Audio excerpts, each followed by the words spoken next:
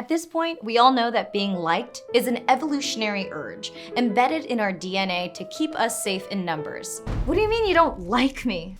You can't survive with us anymore. Find a new cave. I put so much freaking work into this cave. I just finished the west wall. Yeah, we're washing that off the moment you leave. Which is now. You guys can't kick me out. Mr. Snuggles is clearly grumpy and hungry. He's gonna try to take a bite out of me. That sounds like a you problem. Pack your rock and bones and go. Fine. I don't want to live with a couple of Homo erectuses anyway. You know we're Neanderthals! Yeah, keep telling yourself that. So rude. Hopefully she'll die. Humanity has so many things that we've developed over millions of years that are now useless. What are known as evolutionary leftovers. The appendix, the tailbone, wisdom teeth, muscle fibers that produce goosebumps, our inner voice. We developed an inner voice so that we could analyze the past and prepare for the future. But in contemporary times, this incessant chatter, this introspection, this consciousness is a huge source of suffering. Wow, my thoughts have been really negative lately. Does that mean I'm negative? Well, if I think the thoughts are really negative, doesn't that mean I'm actually against the negative thoughts and reject them on the basis that they're negative? That's a positive, right? I wonder why pirates drew red X's on their treasure maps instead of like writing down longitude and latitude. That's stupid. But the most useless evolutionary leftover is caring what other people think about us. Because we've long been out of survival mode, where we need to be surrounded by large numbers of people to ensure that Mr. Snuggles didn't eat us. We've structured a completely new social paradigm, one where we're at the top of the food chain, and we mostly live in isolation and small tribes of our chosen people.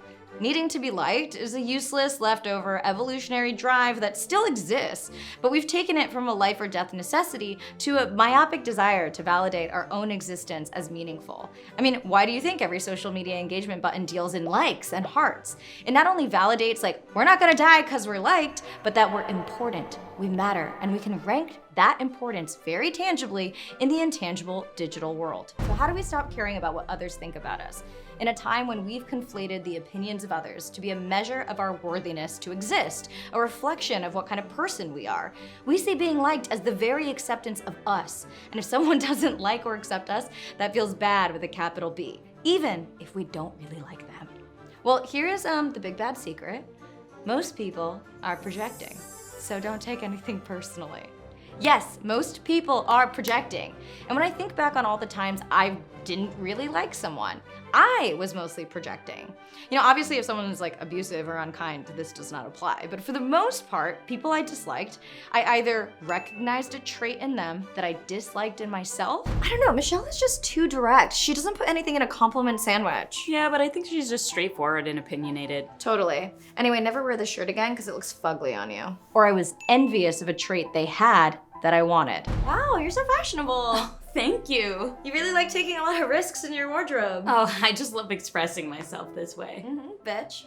And you know, when I really think about the people I've come across in the last few years who haven't liked me, I can honestly say they were projecting. Yeah, I don't like you because you overshare online. Well, that's because you desperately want to put yourself out there, but you're terrified. I don't like you because you have too many feelings. You also have a ton of feelings. You just see sensitivity as a weakness. Try it. Think of someone you've disliked or who has disliked you, and you can pinpoint the projection. The classic example of this is like when you have a partner who's very suspicious that you're cheating when in actuality, they're the cheater. You know, I've been processing this concept for a while now in therapy and in my regular life, and it's been incredibly helpful in not taking anyone's dislike of me personally. And whenever I feel that for someone else coming up, it's a useful way to identify, well, what is going on to spur that? Usually with me, it's envy, I'm not gonna lie. And once I realize what I'm envious about, I can embody the trait that I want. No one's actually stopping me from doing that except for myself. I'm Akana, and thank you to the patrons who supported today's video, and thank you to BetterHelp for sponsoring today's episode. BetterHelp's mission is to provide anyone facing life's challenges with easy, discreet, professional, convenient, and affordable access to professional counseling from a licensed therapist. After filling out a brief questionnaire about your history and what you'd like to work on, you are matched with a therapist. All 11,000 plus counselors on BetterHelp, with 0 exceptions, are licensed, trained, experienced, and accredited psychologists, marriage and family therapists, clinical social workers, or licensed professional counselors. Scheduling is super easy and flexible, and you pay one low flat fee for unlimited messaging and a weekly session. You can go to betterhelp.com/Akana to sign up today and get 10% off the first month. Bingo bango.